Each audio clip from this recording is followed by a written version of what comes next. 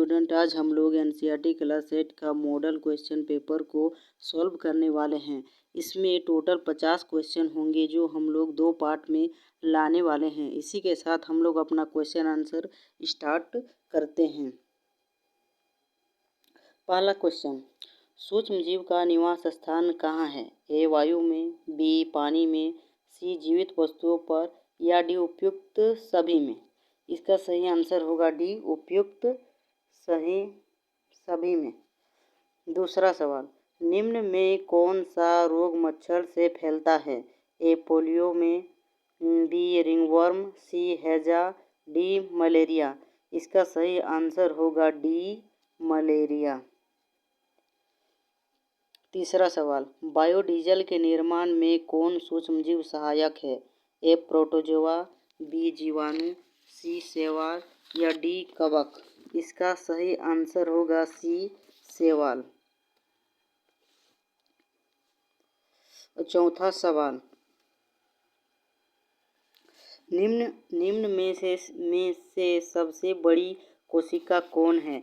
ए amoeba, B शुतुरमुर्ग का अंडा, सी माइक्रोप्लाज्मा या डी इनमें से कोई नहीं।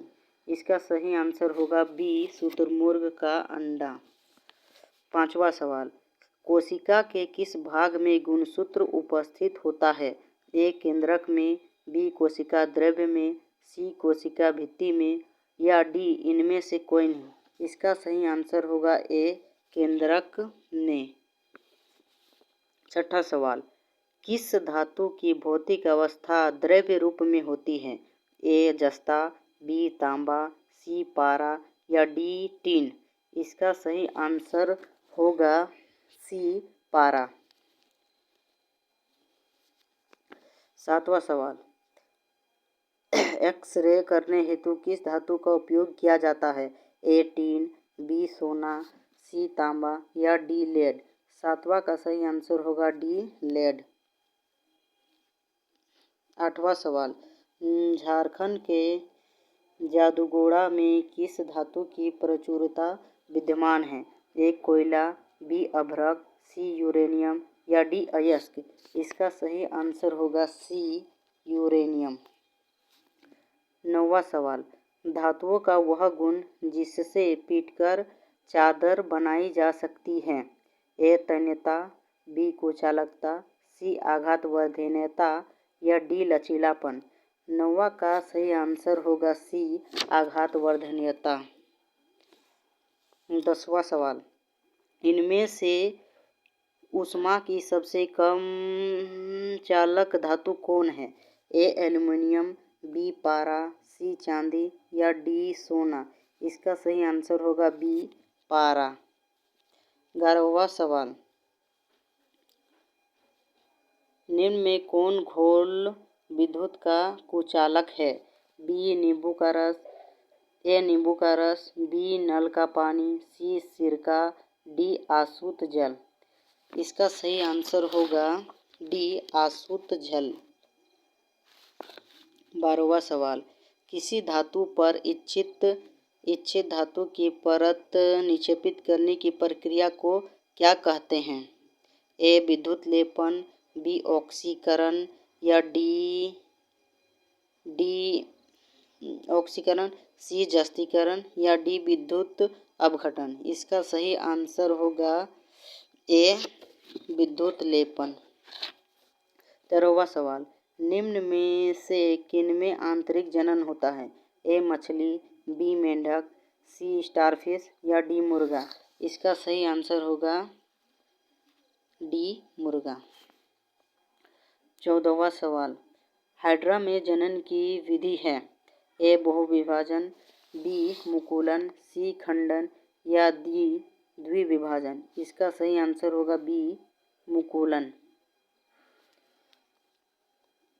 15वां सवाल, पृथ्वी के सतह से ऊंचाई बढ़ने के साथ साथ वायुमंडलीय दाब क्या होता है? ए घटता है, बी बढ़ता है, सी दोनों या इनमें से कोई नहीं। 15 का ए होगा ए होगा घटता है। 16वां सवाल, दाब का मात्रक क्या है? ए पास्कल, बी न्यूटन प्रति वर्ग मीटर, सी दोनों या इनमें से कोई नहीं। इसका सही आंसर होगा सी दोनों। 17वां सवाल, निम्नांकित बलों में कौन सा संपर्कित बल है? ए गुरुत्वाकर्षण बल, बी चुंबकीय बल, सी स्थूल विद्युत बल, डी घर्षण बल। इसका सही आंसर होगा डी घर्षण बल। 18वां सवाल, निम्न में कौन सा पदार्थ अदहनशील है? ए लकड़ी, बी कोयला, सी पेट्रोल या डी पत्थर। इसका सही आंसर होगा डी पत्थर। 19वां सवाल, किसी पदार्थ के दहन का पोषक पदार्थ है? ए कार्बन, बी जल, सी ऑक्सीजन या डी कार्बन मोनोऑक्साइड। इसका सही आंसर होगा सी ऑक्सीजन। 20वां सवाल, किसी ज्वाला का सबसे अधिक गर्म भाग कौन सा है? मतलब सबसे अधिक गर्म भाग कौन सा है? ए सबसे बाहरी भाग, बी सबसे अंदर का भाग, सी मध्य भाग या डी ये सभी भाग समान रूप से हैं। इसका सही आंसर होगा ए सबसे बाहरी भाग। 21वां सवाल, निम्न में से कौन दो गुणसूत्र मिलकर नर शिशु के रूप में विकसित होते हैं? A X X, B X Y, सी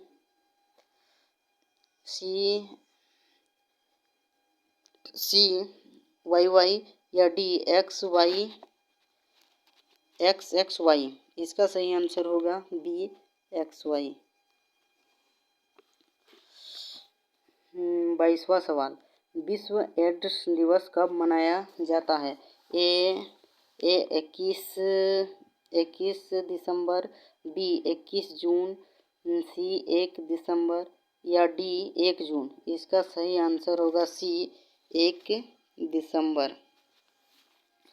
23वां सवाल, स्त्रियों में होने वाली मासिक स्राव की सामान्य अवधि क्या है? ए 22 दिन, बी 14 दिन, सी 35 दिन या डी 28 दिन। इसका सही आंसर होगा डी 28 दिन। 24वां सवाल, समतल दर्पण से बना प्रतिबिंब होता है? ए आभासी, बी वास्तविक, सी धुंधला या डी कोई नहीं। इसका सही आंसर होगा ए आभासी। 25वां सवाल, वह यंत्र जो दृष्टि रेखा पर नहीं रहने वाले वस्तुओं को भी दिखा सकता है? ए पेरिस्कोप, बी क्लिडोस्कोप, सी विक्षेपण या डी दूरबीन। इसका सही आंसर होगा ए पेरिस्कोप।